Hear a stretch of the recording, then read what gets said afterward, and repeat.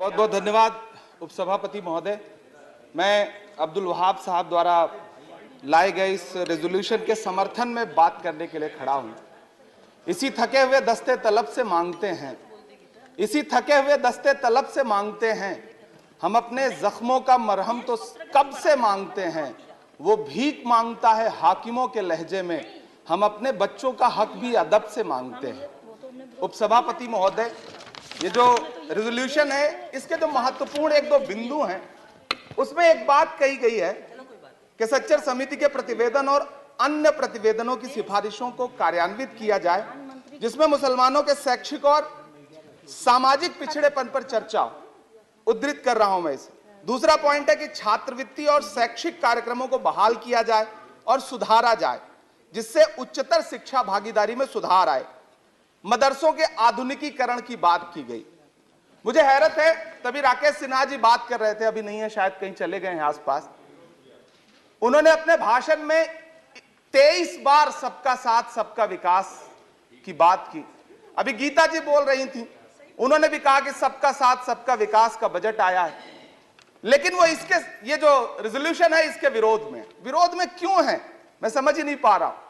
अगर आप सबका साथ सबका विकास का दावा कर रहे हैं, सबका साथ सबका विकास के नारे लगा रहे हैं, तो अगर एक पर्टिकुलर एक कम्युनिटी जो जिस स्ट्रक्चर कमेटी की सिफारिशों में यह तय हो गया है कि वो दलितों से भी बदतर स्थिति में है, उसका आर्थिक सामाजिक स्थिति ऐसी है, अगर उसके उत्थान के लिए कोई बिल बात कर रहा है तो फिर उसके विरोध में है क्यों। दरअसल ये वही मानसिकता है जो लगातार काम कर रही है, जिसके तहत अमृत काल में भी जो बजट पेश किया जाता है, उसमें जो अल्पसंख्यकों का बजट है उसमें 38% की कटौती की जाती है, और फिर कहा जाता है कि हम सबका साथ सबका विकास का दावा कर रहे हैं। ये कौन सा सबका साथ सबका विकास का दावा है। मदरसों के जो शिक्षक हैं, उनका कई साल से उनको वेतन नहीं दिया गया है। हमारे पास उनके फोन आते हैं, वो कहते हैं कि हमारी बात सदन में उठाइए, हम भूखों मर रहे हैं, हमारे घरों में चूल्हे नहीं जल रहे। हम जब उनकी बात यहां करें तो विरोध, लेकिन बातें क्या हैं? सबका साथ सबका विकास, सबका साथ सबका विकास। एक नारा सुनाई पड़ेगा कि सबका साथ सबका विकास। ये कैसा सबका साथ सबका विकास है? मैं सदन से यह पूछना चाहता हूं कि यहां सत्र चल रहा है उपसभापति महोदय, और इसी संसद से महज 800 मीटर की दूरी पर जंतर मंतर पर खड़े होकर के कार्यक्रम आयोजित होता है अभी 4 दिन पहले, और एक व्यक्ति वहां खड़ा होकर के सीधे आह्वान करता है कि ईसाइयों और मुसलमानों को काटना कब शुरू करोगे। सीधे आह्वान करता है। और सभापति उपसभापति महोदय, मैं पूछना चाहता हूं कि दिल्ली पुलिस उस पर कोई कार्रवाई नहीं करती, उल्टा जो मीडिया उसको दिखाने का प्रयास करती है उनको नोटिस भेजा जाता है। ये कौन सा सबका साथ सबका विकास है उपसभापति महोदय? ये हम बहुत गंभीर लोग यहां बैठे, मैं उच्च सदन में बैठा हूं, मैं यहां खड़ा होकर के कहना चाहता हूं, ये कौन सा सबका साथ सबका विकास है उपसभापति महोदय? इसी दिल्ली में एक सांसद पाए जाते हैं, सत्ताधारी पार्टी के सांसद हैं, वो अपने कार्यक्रमों में सार्वजनिक मंचों पे खड़े होकर कहते हैं कि मुसलमानों का आर्थिक बहिष्कार करो। आप कह रहे हैं सबका साथ सबका विकास। कैसे होगा सबका साथ सबका विकास जब सत्ताधारी पार्टी के सांसद आर्थिक बहिष्कार की अपील करेंगे और उनके खिलाफ एक मामला तक दर्ज नहीं होता। प्रधानमंत्री जी अपने भाषणों में सबका साथ सबका विकास की बात करते हैं, लेकिन अफसोस है कि जब राजनीतिक तौर पर विकास करने की बात आती है तो लोकसभा में एक भी टिकट ये सत्ताधारी दल किसी मुसलमान को नहीं देता, राज्यसभा में एक भी टिकट किसी मुसलमान को नहीं देता, विधानसभा में जो बड़े बड़े प्रदेश हैं उसमें एक भी टिकट मुसलमान को नहीं देता। और वो 3 जो नाम के लोग थे, मुख्तार अब्बास नकवी साहब, MJ अकबर साहब, सैयद जफर इस्लाम, उनको भी किनारे लगा दिया जाता है। ये कौन सा सबका साथ सबका विकास है? काहे का सबका साथ सबका विकास? ये नारा, ये दावा खोखला है। मैंने प्रधानमंत्री जी के भाषण सुने हैं, जब 3 तलाक पर बिल आ रहा था उपसभापति महोदय, तो प्रधानमंत्री जी कहते थे कि मैं अपने मुस्लिम बहनों को हक दिलाना चाहता हूं, उनके न्याय के लिए लड़ रहा हूं, यह बिल मैं उनके लिए ला रहा हूं। आपने भी सुना होगा वो नारा। मैं तो सभापति महोदय बचपन से जिस विद्यालय का पढ़ा हूं वहां संस्कृत का एक श्लोक सुना करता था कि यत्र नार्यस्तु पूज्यन्ते रमन्ते तत्र देवता। मैं इसे सुना करता था उपसभापति महोदय, और फिर आज जब यहां सदन में खड़ा हूं तो मैं पिछले दिनों लाल किले से प्रधानमंत्री जी की, लाल किले की प्राचीर से वो भाषण, उनकी वो तकरीर भी सुन रहा था, जब वो कह रहे थे कि महिलाओं को बिना हक दिलाए देश आगे नहीं बढ़ सकता। जब वो लाल किले की प्राचीर से ये बात बोल रहे थे तो उस भाषण के महज 2.5-3 घंटे बाद उनके गृह राज्य गुजरात में बिल्किस बानो के आरोपी रिहा किए जा रहे थे। उसी दिन उन्हें माला पहनाया जा रहा था, उनका सम्मान किया जा रहा था। ये कौन सा सबका साथ सबका विकास है? उपसभापति महोदय, मैं तो आपसे कहना चाहता हूं कि जो प्रधानमंत्री जी का इंटरव्यू ले, जो फिल्मी स्टार, जो उनसे पूछे कि आप आम चूस के खाते हैं कि काट के खाते हैं, उसके लिए तो रेड कारपेट बिछा है। जो अभिनेत्रियां उनकी विचारधारा के समर्थन में बात करें, समर्थन से ज्यादा आगे बढ़ के बात करें, उनके लिए जेड सिक्योरिटी है। लेकिन वो शाहरुख खान जो पूरी दुनिया में भारत के तिरंगे का मान बढ़ाता है, जिसे फीफा वर्ल्ड कप में आमंत्रित किया जाता है, उसके लिए सोशल मीडिया पे किस तरह के ट्रेंड चलाए जाते हैं? कौन सा सबका साथ सबका विकास है? महोदय, मेरा नाम इमरान है। मैं उस पीड़ा को महसूस करता हूं जिस पीड़ा का जिक्र अभी मनोज झा जी कर रहे थे। मैं उस पीड़ा से गुजरता हूं, इसलिए मैं आपसे यहां खड़ा होकर कहता हूं कि हम हर दिन सुनते हैं, कई सारे मंत्री हैं जो ट्रेवल एजेंसी खोल के बैठे हैं, जो ये कहते हैं कि देशभक्ति हर दिन देशभक्ति साबित करो, चले जाओ वहां चले जाओ।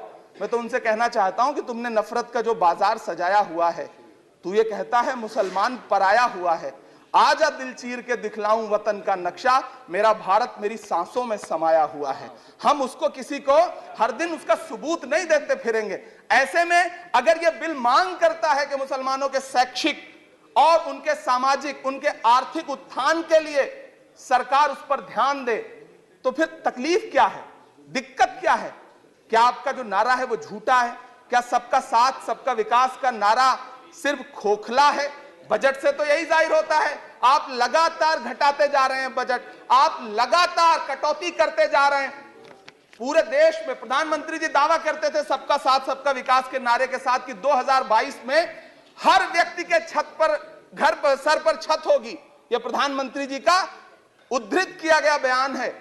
लेकिन मैं तो आपसे यह कहना चाहता हूं, आप असम उठा के देख लीजिए, आप मध्य प्रदेश उठा के देख लीजिए, आप उत्तर प्रदेश उठा के देख लीजिए, एक दैत्याकार बुलडोजर है जो चारों तरफ घूम रहा है, और जिनके सरों पर छत है भी, उन छतों को भी छीन लेना चाहता है।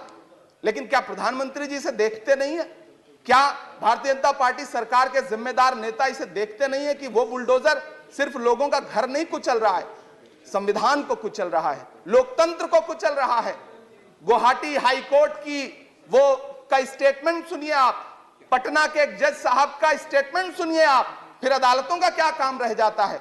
ऐसे में सबका साथ सबका विकास कैसे माना जाए? उपसभापति महोदय, मैं तो आपसे ये कहना चाहता हूं कि पूरी दुनिया में कहीं भी जब कोई अल्पसंख्यक सफल होता है, किसी उच्च पद पर पहुंचता है, तो हम सारे लोग, हमारे तमाम साथी खुश होते हैं। ऋषि सुनक जब प्रधानमंत्री बनते हैं तो भारत में जश्न मनाया जाता है, मुझे खुशी होती है। आप दुनिया के किसी दूसरे देश में अल्पसंख्यक अगर सफल होता है तो आप खुश होते हैं, मिठाइयां बांटते हैं।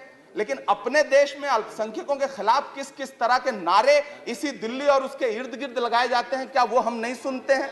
और अगर सुनते हैं, और अगर पाकिस्तान आपके लिए जिंदाबाद होगा, हमारे लिए हिंदुस्तान जिंदाबाद है, भारत जिंदाबाद है। मैं आपसे ये कहना चाहता हूं, आपसे ज्यादा देशभक्त हूं मैं भारत का इमरान हूं, मैं भारत का इमरान हूं। महोदय, मुझे बोलने दें, बाहर भी नहीं बोलने देंगे, यहां भी नहीं बोलने देंगे, ये कौन सी प्रवृत्ति है? उपसभापति महोदय, मैं आपसे ये कहना चाहता हूं, ये जो साझी विरासत, अभी आदरणीय हमारे साथी राकेश सिन्हा जी बात कर रहे थे कि साझी विरासत अल्पसंख्यक बहुसंख्यक में बांटना नहीं है। मैं उनसे कहना चाहता हूं कि आदरणीय, जरा सोशल मीडिया पे तो बहुत एक्टिव रहते हैं, रोज चैनलों पर भी बैठते हैं, चैनलों पे होने वाली डिबेट का स्तर देखिए। उसको रोकने के लिए हमारी सरकार रत्ती भर भी कोई कदम उठाना चाहती है? नहीं उठाना चाहती, बढ़ावा देती है। ये जो जहरीली बातें करने वाले चैनल हैं, उनके जो प्रमुख एंकर हैं, उनको सुरक्षाएं दी जाती हैं, उनको रोका नहीं जाता। कौन सा सबका साथ सबका विकास है? ये बिल जिस चीज की बात कर रहा है, अभी राकेश सिन्हा जी कह रहे थे कि प्रधानमंत्री जी ने कहा तिरंगा यात्रा निकालिए। मुझे पूरा विश्वास है कि प्रधानमंत्री जी ने कठुआ के बलात्कारी के समर्थन में तिरंगा यात्रा निकालने के लिए कभी नहीं कहा होगा। लेकिन फिर भी निकली, लेकिन किसी ने रोका नहीं, किसी ने कोई आवाज नहीं उठाई। उपसभापति महोदय, दर्द बहुत सारे हैं, लेकिन ये जो रेजोल्यूशन लेकर के आए हैं उसमें जो शैक्षिक और आर्थिक बातों को उद्धृत किया गया है, मैं आपसे अनुरोध करूंगा कि इसे देखा जाए, इसे जांचा जाए। गीता जी कह रही थी अभी भारत जोड़ो यात्रा पे कि भारत टूटा कहां है। भारत टूटा नहीं है, भारत को कोई तोड़ भी नहीं पाएगा। भारत को तोड़ने का सपना देखने वालों को हमारी आदरणीय इंदिरा गांधी जी ने 2 टुकड़ों में तोड़ दिया था, बांट दिया था। भारत को कोई तोड़ नहीं पाएगा, लेकिन भारत देश में आर्थिक तौर पर, सामाजिक तौर पर जो बंटवारा करने की साजिश मौजूदा सरकार और सरकार के अनुषांगिक संगठन कर रहे हैं, जो अनुषांगिक संगठन कर रहे हैं, उनको रोकने के लिए सरकार क्या कर रही है। मैं अंत में इतना कहना चाहता हूं, उपसभापति महोदय के यूपीए के शासनकाल के दौरान श्रीमती सोनिया गांधी जी के प्रयास से, डॉक्टर मनमोहन सिंह साहब के प्रयास से दलित और अल्पसंख्यक बच्चों के लिए फ्री रेजिडेंशियल यूपीएससी की कोचिंग शुरू की गई। हमने ये किया, और इसी सरकार के दौरान एक टीवी चैनल ने एक प्रोग्राम बनाया जिसका नाम आपको पता है क्या रखा? यूपीएससी जिहाद। ये शब्द क्या इस देश में सुने जाने लायक है? लेकिन सरकार ने क्या किया, एक शब्द नहीं बोला। माननीय उच्चतम न्यायालय ने संज्ञान लिया, जब लोग उच्चतम न्यायालय गए तब वो कार्यक्रम रुक सका। ऐसे कार्यक्रम बनाए जा रहे हैं और सरकार कह रही है कि सबका साथ सबका विकास। उपसभापति महोदय, मैं अंत में आपसे इतना कहना चाहता हूं कि ये जो आर्थिक और सामाजिक आधार पर जो बहुत बड़ी खाई है, उसको पाटने के लिए ये जो रेजोल्यूशन लाया गया है, मैं इसका समर्थन करता हूं। तमाम वो शहर जहां अपना छोटा छोटा रोजगार है, जिनका, जैसे मुरादाबाद का पीतल उद्योग, अलीगढ़ का ताला उद्योग, या देश में जो तमाम शहरों में बुनकर उद्योग है, इस सब की बढ़ोतरी के लिए, इनको आगे बढ़ाने के लिए, इन्हें संजोने के लिए ये बिल बहुत कारगर रहेगा। शैक्षिक तौर पे लोगों को आगे लाने के लिए बहुत कारगर रहेगा। तो मैं ये रेजोल्यूशन बहुत कारगर रहेगा। और मैं अपने सत्ता पक्ष के साथियों से कहना चाहता हूं कि रिश्तों की ये नाजुक डोरें तोड़ी थोड़ी जाती हैं, अपनी आंखें दुखती हों तो फोड़ी थोड़ी जाती हैं। हम भी इसी देश का हिस्सा हैं। हम आपसे अनुरोध करते हैं कि इस रेजोल्यूशन को संजीदगी से लिया जाए। मैं इसके समर्थन में अपनी बात रख रहा हूं। धन्यवाद।